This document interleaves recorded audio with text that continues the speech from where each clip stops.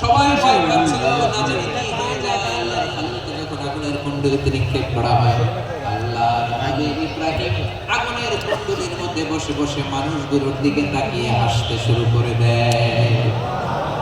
আকাশ থেকে রব্বুল আলামিন স্পেশাল ভার্ডিক্ট নাযিল করেছেন, স্পেশাল হুকুম জারি করেছেন, কুল্লা ইয়া নারু কুনি বারদান ওয়া সালামান আলা ইব্রাহিম।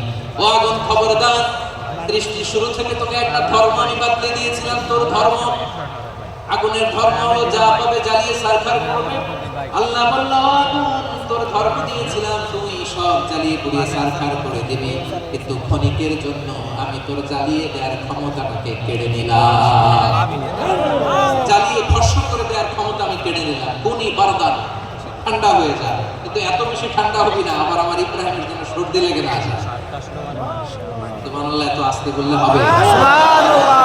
কুনি বারদান, বারদ মানে বরফ, ঠান্ডা। ঠান্ডা হোক, কিন্তু এত ঠান্ডা হবি না যাতে আমার ইব্রাহিমের কষ্ট হয়। আগুন বলে, আল্লাহ একবার বললাম ঠান্ডা হও, আবার বলো এত ঠান্ডা হবি না যাতে খালিলের সর্দি না লাগে। কেমন ঠান্ডা হব, কেমন এনভায়রনমেন্ট তৈরি করে দেব বলো? আল্লাহ বললেন, সালামান আলা ইব্রাহিম, আমার খালিল, আমার কলিজা, আমার ইব্রাহিমের জন্য তুই জান্নাতের গুল বাগিচা হয়ে যা। সুবহানাল্লাহ। নবী মুসার মতো ঈমান হলে রাস্তা হবে সাগর জলে, নবী ইউসুফের মতো ঈমান হলে একে একে দরজা খুলে, নবী ইব্রাহিমের মতো ঈমান যদি আজ থাকে বিদ্যমান, অগ্নিকুণ্ডে দেখতে পাবে খুবসুরতে ফুলবাগান। কুলনা ইয়া নারু কুনি বারদান ওয়া সালামান আলা ইব্রাহিম। বান্দা যখন মুক্তি বলে হাসবুনাল্লাহ, আমার আল্লাহ আমার জন্য যথেষ্ট, এই বলে যখন নিজেকে সঁপে দেয়, তার কি লাগবে ওই দায়িত্ব স্বয়ং নিয়ে নেয় কে? আল্লাহ। সবাই বলেন, স্বয়ং নিয়ে নেয় কে? আল্লাহ। তাহলে আমার প্রিয় ভাইরা, বিপদের শুরুতেই আমরা বলবো ইন্না লিল্লাহ। শুরুতে কি বলবো? ইন্না লিল্লাহ। এরপরে যেই বাক্যটা পড়ে নিজের পরিস্থিতিকে আল্লাহর দরবারে সঁপে দেব, সেটা হচ্ছে হাসবুনাল্লাহ। সেটা কি? বিসমিল্লাহ, ইয়াজালু লিসানুকা রাতাবান মিন যিকরিল্লাহ। সব সময় আল্লাহর স্মরণ দিয়ে, জিকির দিয়ে জিহ্বাটারে সিক্ত রাখো। আর শয়তানু জাসিমুন আলা কলবি ইবনে আদম, শয়তান বনি আদমের কলবে খামচি মেরে বসে থাকে। ফাইদা যাকারাল্লাহ খালাসা, মানুষ যখন আল্লাহ স্মরণ করে, জিকির করে, শয়তান দৌড়ে পালায়। ওয়াইদা গাফালা ওয়াসওয়াসা, যখনই বনি আদম গাফিল হয় তখনই শয়তান তার হৃদয়ে ওয়াসওয়াসা দেয়। ঠিক ঠিক। এজন্য বিপদে পড়লে ইন্না লিল্লাহ, নিজের সব টুকুন করার পরে, নিজের রোল প্লে করার পরে নিজেকে আমরা কি বলে সঁপে দিব? সবাই বলেন, সবাই বলতে হবে হাসবুনাল্লাহ। আরো জোরে বলেন, মনে থাকবে। বিপদে পড়লে প্রথমে এরপর নিজেকে যখন সঁপে দেব তখন হাসবুনাল্লাহ। এরপরে কঠিন বিপদে যখন বিষ্ণু পড়তেন তখন কি করতেন? এমন বিপদ, মাঝে মাঝে মায়ের দেয়ালে পিঠ থেকে যায়, চোখের মধ্যে অন্ধকার, কি করব দিশা খুঁজে পাই না। এরকম হয় কখনো? হ্যাঁ, আপনাদের হয়? হয় না? তো জান্নাতে আছেন আপনারা। হয় হয় এরকম হয়েছে না যে দেয়ালে পিঠ থেকে গেছে, চোখের মধ্যে অন্ধকার, ওই যাবে, কি করব, বাঁচানোর কেউ না, এরকম হয়েছে কখনো আপনাদের? যদি হয় তাইলে এটা সলিউশন বলবো, না হইলে তো এগুলো বললাম। হয় হয় হয়। বিশ্বনবীর কঠিন বিপদে পড়েছেন জীবনের কিছু কিছু মুহূর্তে, ওই মুহূর্তে বিশ্বনবী স্পেশাল দুইটা দোয়া পড়তেন। এই দোয়াগুলো আপনাদেরকে জানিয়ে দেয়। বিশ্বনবী বলেন, কঠিনতম বিপদে যখন পড়বা, দেয়ালে পিঠ থেকে যায়, চোখের মধ্যে অন্ধকার, বাঁচার কোনো উপায় নাই, তখন পড়বা লা ইলাহা ইল্লা আনতা সুবহানাকা ইন্নী কুনতু মিনাজ জালিমিন। আল্লাহ, তুমি ছাড়া কোনো ইলাহ নাই, তুমি পবিত্র, নিশ্চয় আমি জালিমদের অন্তর্ভুক্ত। সুবহানাল্লাহ। এই দোয়া সাইয়েদনা ইউনূস আলাইহিস সালাম পড়েছিলেন যখন মাছের পেটে ছিলেন। কিসের পেটে? এবং অনেক মুফাসসিরিন একরাম বলেছেন, অনেক আহলুল ইলমরা বলেছেন এটা হচ্ছে ইসমে আজম। ইসমে আজম এমন দোয়া যেটা দিয়ে দোয়া করলে আল্লাহ দোয়া কবুল করেন, কিন্তু এটা কোনটা এটা নিয়ে ইখতিলাফ আছে। কোন আহলুল ইলম বলেন লা ইলাহা ইল্লা আনতা সুবহানাকা ইন্নী কুনতু মিনাজ জালিমিন, এটা হচ্ছে ইসমে আজম। সাইয়েদনা ইউনূস আলাইহিস সালাম পড়েছেন। আপনারা পড়েন তো করেন না? আমাদের এলাকায় এটার উপর ব্যাপক আমল আছে। ফটো খেলে তো কি অবস্থা বলেন? পড়েন পড়েন পড়েন পড়েন। একটা গল্প শুনেছিলাম, পাক হানাদার বাহিনী যখন বাংলাদেশে অ্যাটাক করতো, ৭১ সালের ঘটনা বলতেছি, আমরা তো দেখি নাই, শুনছি।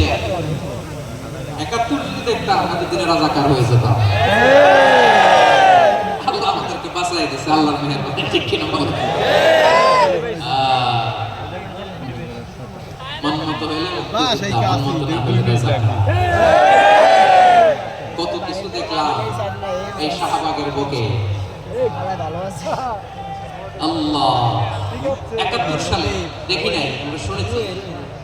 পাক হানাদার বাহিনী জিজ্ঞেস করতো মুসলিম না অমুসলিম চেক করার জন্য, বলতো কালেমা বল, কালেমা বাতাও।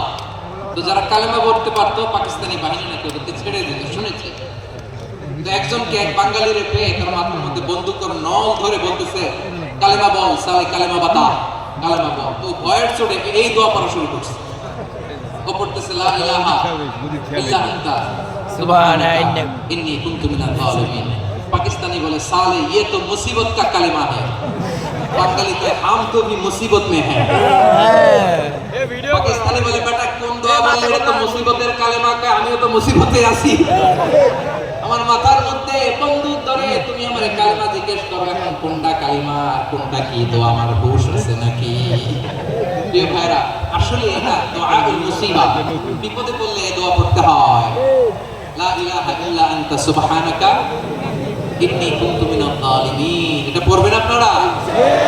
এই দোয়া পড়ে সাইয়েদনা ইউনূস আলাইহিস সালাম মাছের পেট থেকে রক্ষা পেয়েছিলেন। রক্ষা করেছিল কে? আল্লাহ। তুমি ইউনূস নবীরে যখন খাইলো মাছেতে গিলিয়া, ফেরেশতা পাঠাইয়া দিলে ইসমে আজম দিয়া। প্রাণে ছিল যাহার ভয় সেথা পাইল আশ্রয়, প্রাণে ছিল যাহার ভয় সেথা পাইল আশ্রয়।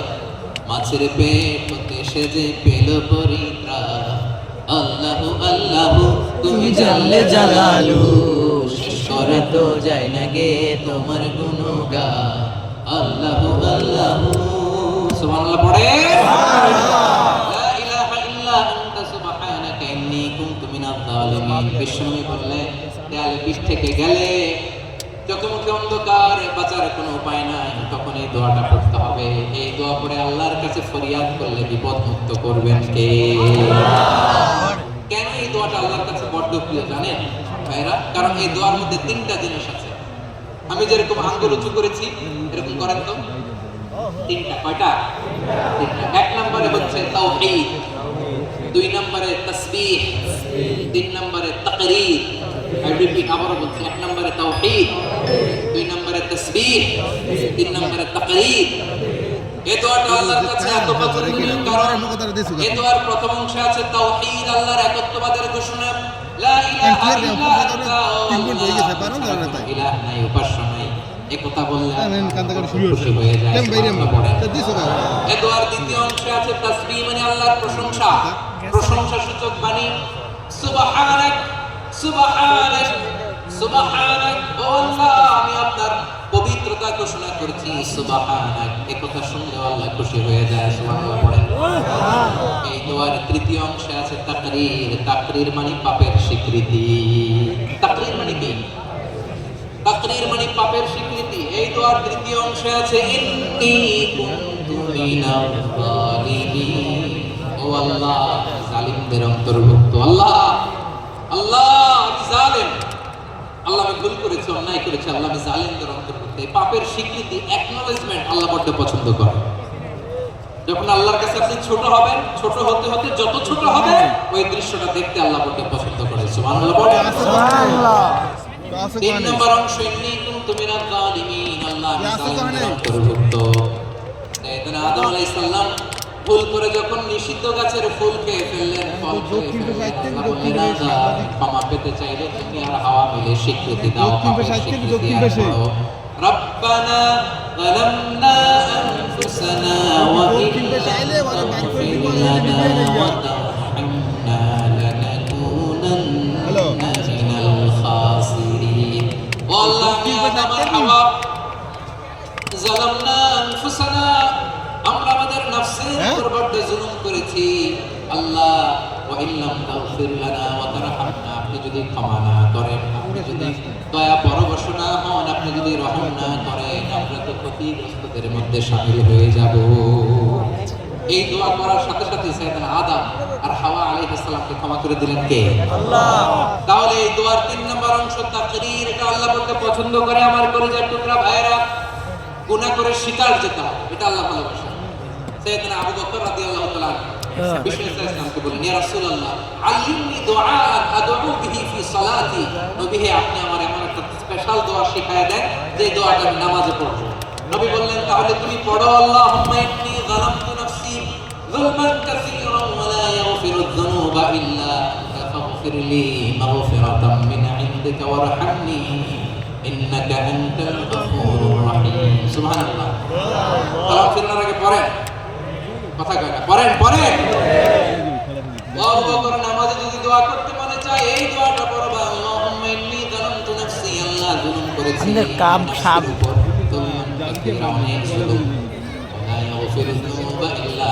আপনি ছাড়াই এই পাপ ক্ষমা করার দ্বিতীয় কোন রব নাই। আছে? আল্লাহ ছাড়া আমাদের গুনাহ কে কে ক্ষমা করতে পারে বলেন তো? কোনো সুযোগই নেই। এই আত্মান, এজন্য আল্লাহরে বলবেন, আল্লাহ আমি ছাড়া তোমার গোলামের অভাব নাই। এই আত্মান এটুন খারাই দেখ, দেখছো অবস্থা? ও আমার রব, আমি ছাড়া এই জমিনের বুকে তোমার গোলামের অভাব নাই, কিন্তু তুমি ছাড়া তো আমার দ্বিতীয় কোনো রব নাই। পারবেন বলতে? পারবেন? চোখের পানি ছেড়ে আল্লাহরে বলবেন, আল্লাহ তুমি আমার রব, তুমি আমার সব। কি বলবেন? আল্লাহ আমার রব, আমার সব। সবাই বলুন, আল্লাহ আমার রব, রবি আমার দমে দমে তোমারে তারি রব, আল্লাহ আমার রব। রবি আমার সব। আল্লাহরে বলেন, আল্লাহ তুমি আমার রব, তুমি আমার সব। আল্লাহ আমি ছাড়া এই জমিনে তোমার গোলামের অভাব নাই, তুমি ছাড়া আমার দ্বিতীয় কোনো রব নাই। বাসায় জ্বালা বলে চোখের পানি ছেড়ে আল্লাহরে স্বীকৃতি দেন, আল্লাহ আমি পাপী। আল্লাহ এই জমিনে আমার চেয়ে বড় পাপী আর কেউ নাই। উঁচু করে সিজদায় লুটিয়ে পড়ে চোখের পানি ছেড়ে আল্লাহরে পাপের স্বীকৃতি দেন, আল্লাহ এমন কোন জুলুম নাই, গুনাহ নাই আমি করি নাই, সগীরা কবিরা, জেনে না জেনে, ইচ্ছায় অনিচ্ছায়, শিরক বিদআত সব করে ফেলেছি। আল্লাহ আকাশের নিচে জমিনের উপরে আমার চেয়ে বড় গুনাহগার আর কেউ নাই। চোখের পানি ছেড়ে আল্লাহরে বলেন, আল্লাহ আমি ছাড়া তোমার গোলামের অভাব নাই, তুমি ছাড়া আমার দ্বিতীয় কোনো রব নাই, তুমি ছাড়া তো কেউ আমার গুনাহ ক্ষমা করার নাই। তুমি আমার রব, তুমি আমার সব। বলতে পারবেন? এই তাকরীর আমার পটুয়াখালীর ভাই, এই স্বীকৃতিটা দেখতে আল্লাহ বলতে ভালোবাসে। কারণ আমরা সবাই গুনাহগার, আমরা সবাই কি গুনাহগার। কুল্লুকুম খাত্তাউন, বানি আদম, আমরা সবাই পাপী। সবাই কি পাপী? সবাই পাপী। আমরা সবাই পাপী। আপন পাপের বাটখারা দিয়ে অন্যের পাপ পাপী। আমরা যে পাপী এটা ভাবতে মনে চায় না, খালি অন্যের পাপ দেখি এটা ভুল। ওর এই পাপ, ও পাপী, ও জালেম, ও জাহান্নামী, এরকম একটা টেন্ডেন্সি। আমার যে কি হালাত এটার খেয়াল নেই। খেয়াল করতে হবে যে আমি সবচেয়ে বড় পাপী, ঠিক কিনা বলেন? পাপ করি না এমন কেউ আছি? না। হ্যাঁ আছি, আছি। কেউ না জানলেও জানে কি আমার পাপের ঘটনা? পৃথিবী না জানুক আমি তো জানি, আমি কি পাপ করেছি। আমার কলিজার টুকরা ভাইয়েরা, মাথাটাকে নিচু করে জীবনের সব গুনার ফিরিস্তিগুলো একটা একটা করে স্বীকার করে আল্লাহর বলেন, আল্লাহ আমি পাপী। আল্লাহ আমার চেয়ে বড় পাপী এই দুনিয়াতে কেউ নাই। আকাশের নিচে জমিনের উপরে আমার চেয়ে বড় পাপী কেউ নাই। একটা একটা করে আল্লাহ স্বীকার করি আমি পাপী। সব পাপের স্বীকৃতি দিলাম। পৃথিবী না জানুক আমি তো জানি আমি কি পাপ করেছি আমার পাপের করলে বিচার বাজার আমার না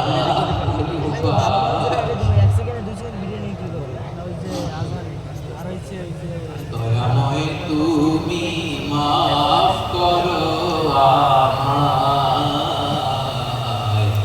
মাফ করো। আল্লাহ তাআলা যদি দয়া করে আমাদেরকে মাফ না করে, আমাদের বাঁচার কোনো উপায় নেই। আপনি কি ভেবেছেন আপনার নামাজ দিয়ে আপনি জান্নাতে যাবেন? আপনি তাহাজ্জুদ গুজার সেজদা দিতে দিতে কপালে দাগ ফেলেছেন, এটা আপনারা জান্নাতে নেবে না? আপনি এলাকার সবচেয়ে বড় হাতেম তাই দানশীল, এই দানের ভরসায় বসে আছেন, আমাদের নামাজ, আমাদের রোজা, আমাদের ইবাদত এগুলোকে মিজানের পাল্লায় উঠালে কোনো ওজনই হবে না। তবে আমাদের একটা কৌশল জানা আছে, আমরা আল্লাহর রহমতের ভিখারি। আমরা সেদিন আগেই গুনার স্বীকৃতি দিয়ে দেব। আমরা বলবো আল্লাহ তুমি প্রশ্ন করার আগে তোমার একটা কথা বলি, আমার কিছু জিজ্ঞেস করো না, আমি সব করেছি। এমন কোন পাপ নাই যে পাপ আমার দিয়ে হয় না। তোমার রহমত দিয়ে তুমি জান্নাতে পাঠাবা, তোমার দয়ায় জান্নাতে যেতে চাই, আমল দিয়ে না। পারবেন বলতে? ইনশাআল্লাহ। কিয়ামতের দিন আমরা বলবো আল্লাহ আমার আমল দিয়ে জান্নাত চাই না, আমি তোমার দয়া দিয়ে জান্নাত চাই। তোমার দয়া ছাড়া আমার কোনো উপায় নাই। কারণ আল্লাহ যদি বিচার করে বাঁচার কারো উপায় নাই। আল্লাহ যদি বলে ফেলেন তুই এটা করলি কেন, ওখানে গেলি কেন, কোরআনে 1000 বার নিষেধ করলাম তারপরেও এই পাপে জড়ালি কেন, এরকম প্রশ্ন ছুড়ে দিলে আমার উত্তর আছে? বাঁচার কোনো উপায় আছে? রোজ হাসরে হে আল্লাহ আমার করোনা বিচার, আল্লাহ করোনা বিচার, বিচার চাই না তব দয়া চাই, এ গুনাহগার করোনা বিচার। আপনার আমল দিয়ে জান্নাতে যাবেন? দিয়ে যাবেন আল্লাহর দয়া দিয়ে, আল্লাহর রহম আর দয়া